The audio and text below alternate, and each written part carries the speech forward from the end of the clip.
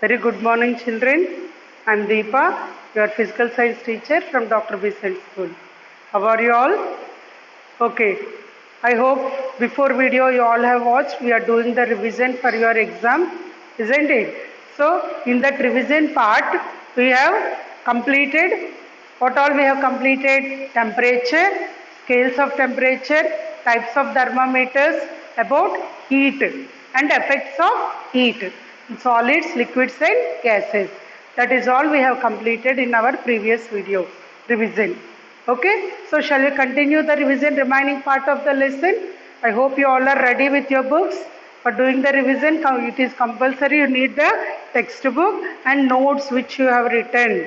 Okay, children. So now today's revision part, methods of heat transfer. So how many methods of heat transfer we have learned? Already we learned that heat is a energy that flows from a body at high temperature to a body at low temperature, isn't it? That flow of heat, that is called transfer of heat from one body to another body.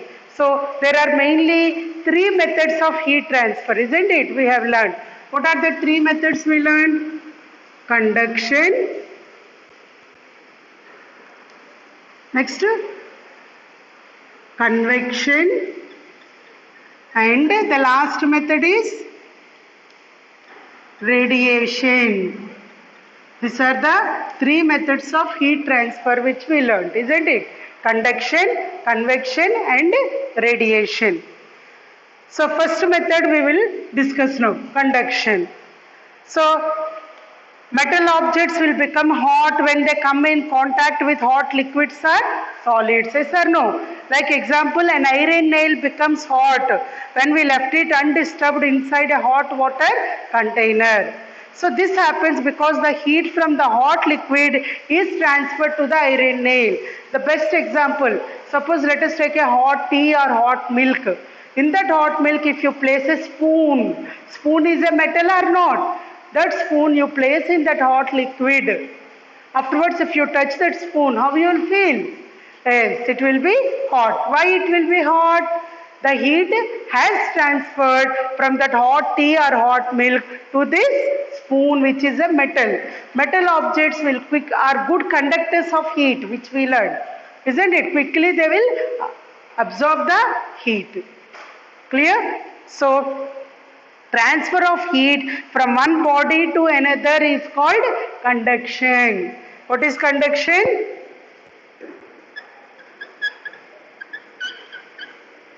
Transfer of heat from one body to another.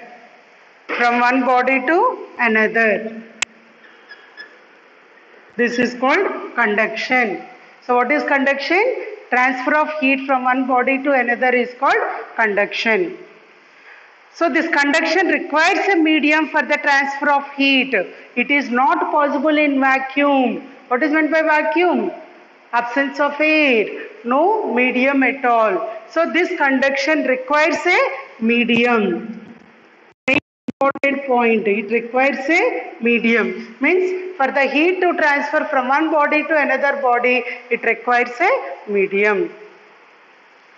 Now, an activity we have done in the previously when I explained the video, did you remember?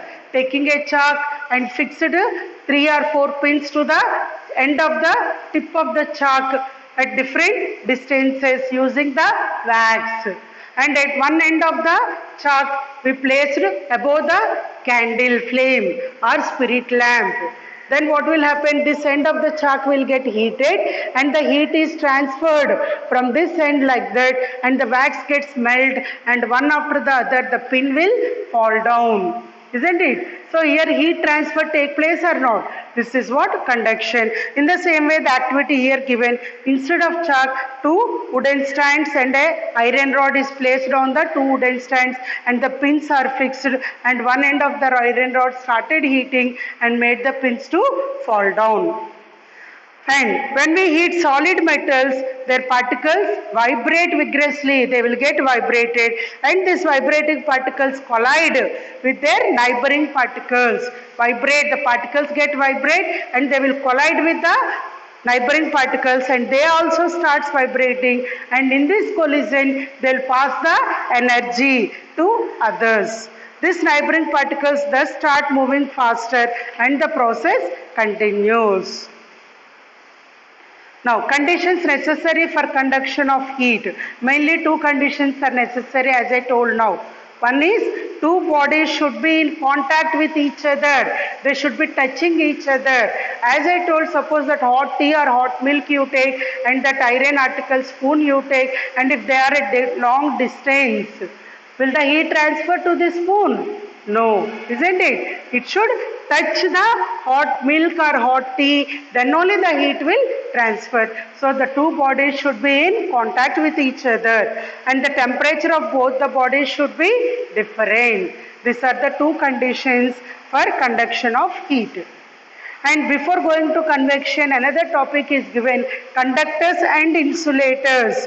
What is meant by conductors? Materials that allow the heat energy to pass through them easily are called conductors. Materials that allow to pass heat easily, they are called conductors. Whereas insulators, materials which do not allow to pass heat, they are called insulators. Materials that allow to pass heat are called conductors, and materials that do not allow to pass heat are called insulators. And to understand that activity we have done, if you remember, we have taken a flask and pour hot water in that, and take three types of sticks. One is wooden stick, another one is plastic, and one is metal. And for that sticks, we placed what you placed. On the top of the sticks, what we fixed, do you remember? Butter. A cube of butter cubes we fixed and placed in that hot water. Then what you will observe? The metal stick, the butter which is fixed to metal stick will get melted quickly, and it will fall down, it will flow. It gets melted quickly because metal is a conductor, whereas wood and plastic are insulators, so that will not melt. Am I clear, children? This is about conductors and insulators we have learned. And example of conductors, all the metals. Why metals are good conductors? Because they have free electrons for carrying heat along them. Like silver is the best conductor of heat, whereas example for insulators are plastic, rubber, wood, all this comes under insulators, which are bad conductors of heat. Now applications of insulators: woolen clothes in winter season. Woolen clothes in winter season, because wool is an insulator. It do not allow the heat to go outside of our body. It makes the heat of the body to remain inside, so that we feel warm. We do not feel cool. And igloos present in polar regions are made of ice, because ice is an insulator. And bakelite is used to make handles of cooking utensils to protect our hands from heat. Cooker handle. See, directly you can hold the cooker handle, how much hot the cooker is, because it is made up of bakelite, which is an insulator.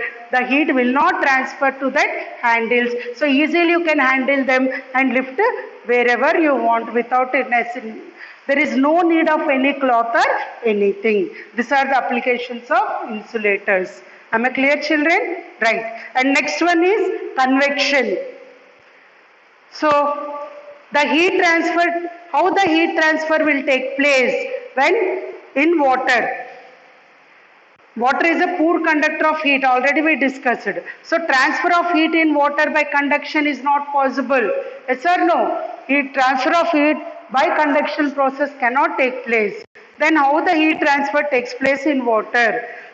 Already this activity we have discussed. If you remember activity 4, we have done the activity or not? Fill the beaker with water and drop few crystals of potassium permanganate. Which color? Pink color.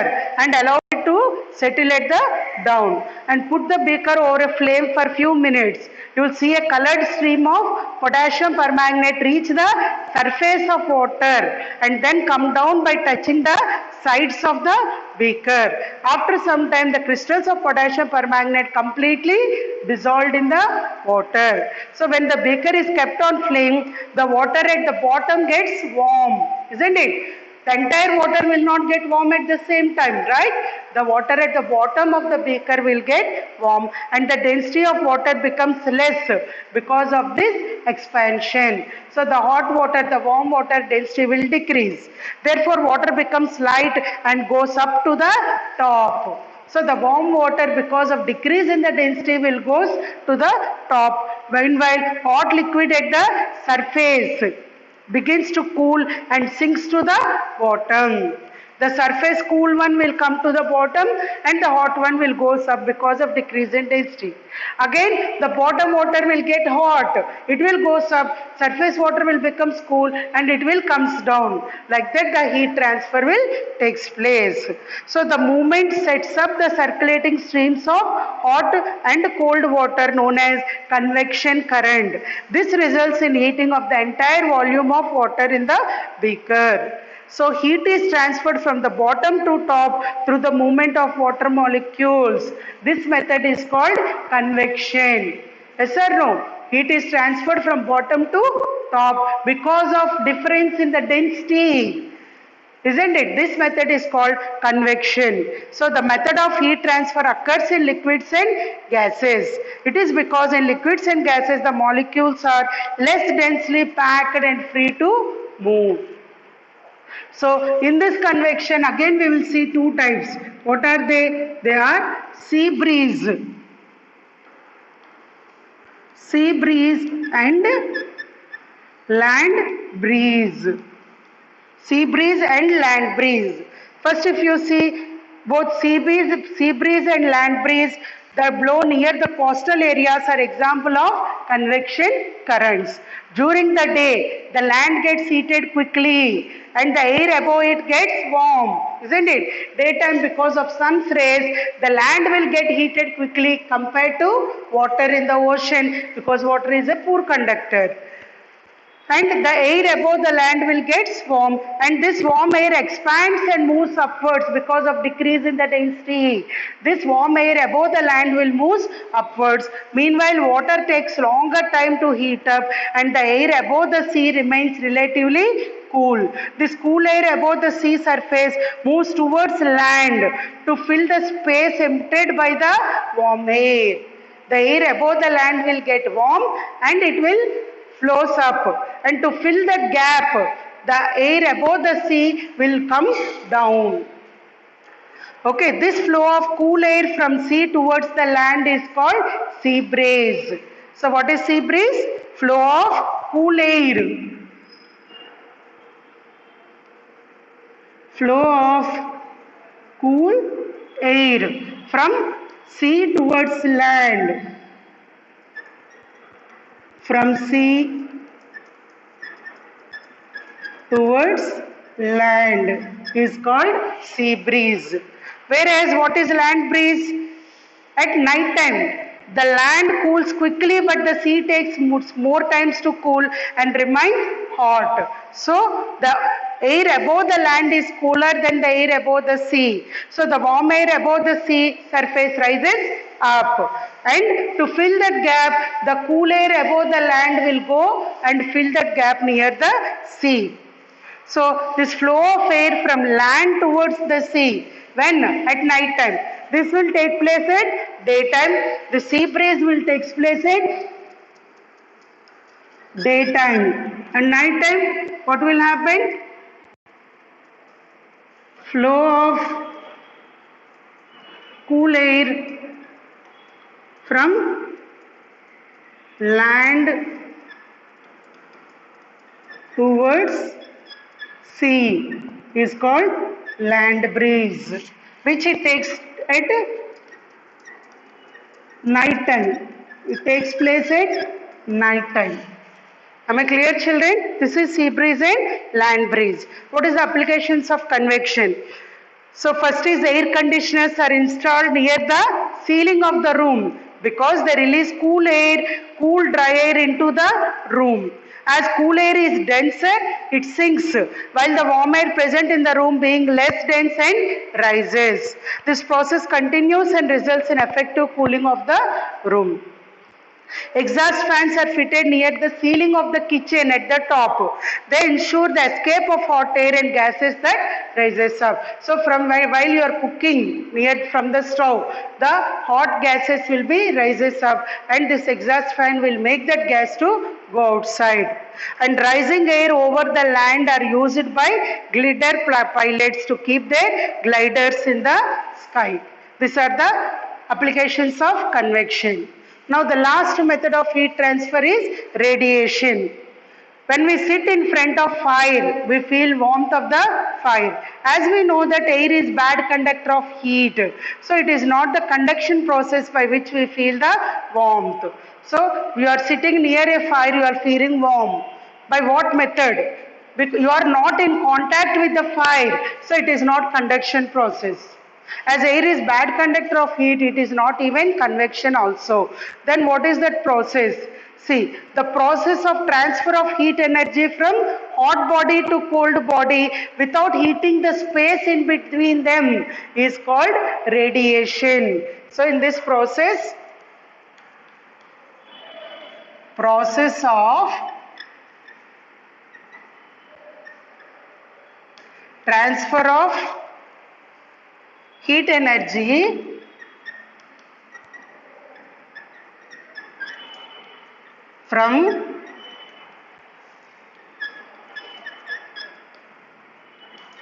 from a hot body to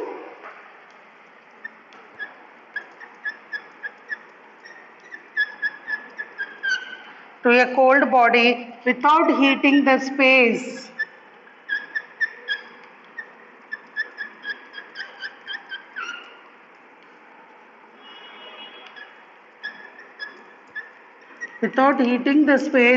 in between them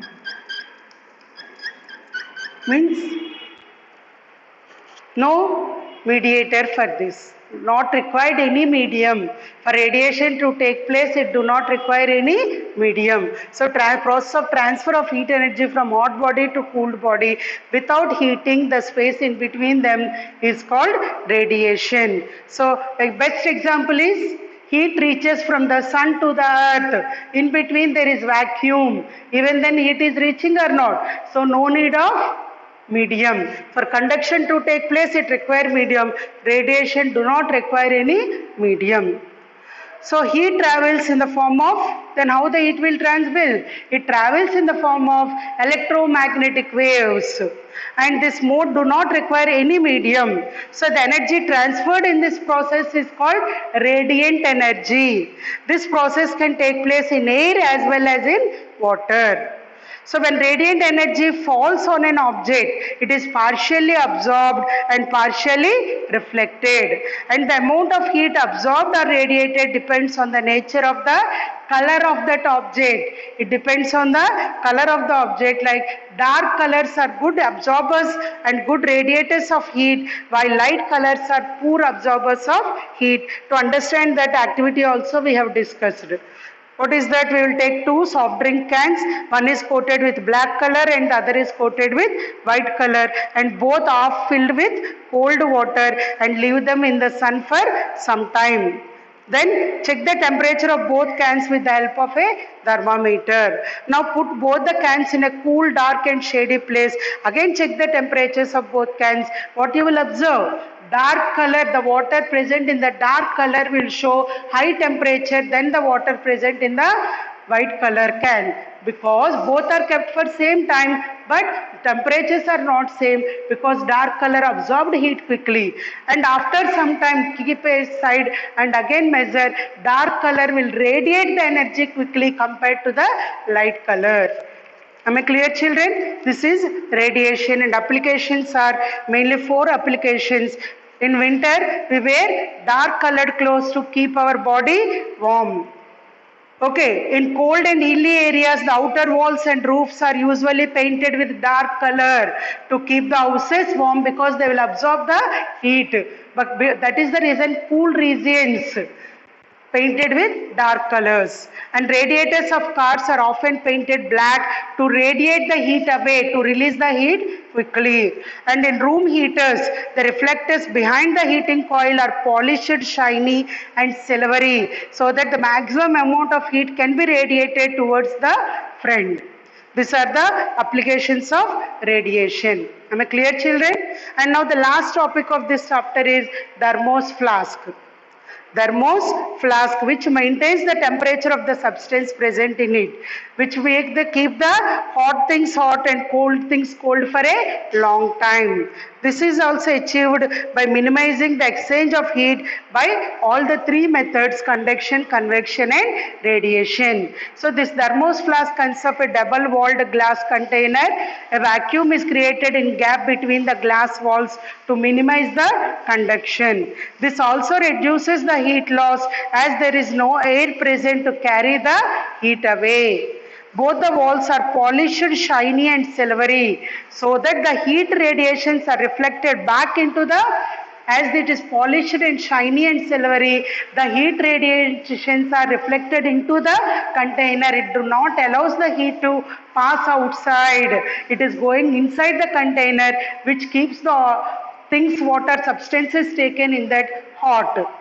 The outer case of the flask as well as its lid are made of an insulated material such as plastic. As it is a bad conductor of heat, it do not allow the heat to go outside. Am I clear, children? This is thermos flask. And coming to track to your progress, 4th one in page number 54, state whether the following are true or false. A medium is required for transfer of heat. True or false? True. Metals are bad conductors of heat. It is false. We prefer woolen clothes in summer because they are bad conductors of heat. True or false? It is false because woolen clothes are good conductors of heat. No. Flow of cool air from sea towards the land is called sea breeze. Flow of cool air from sea to the land is called sea breeze. True or false? It is true. So this is our full chapter revision up to now. Okay, children, and I hope you will prepare all the objective part given here. Okay, and go through the question answers also. You may get any objective question even from the question answers also. Am I clear, children? So you are thorough with all the objective part. You note, you all have written in your classwork, and even question answers also you have written, done the problems. So prepare thoroughly and write the exam well. Okay, children? All the best. Thank you.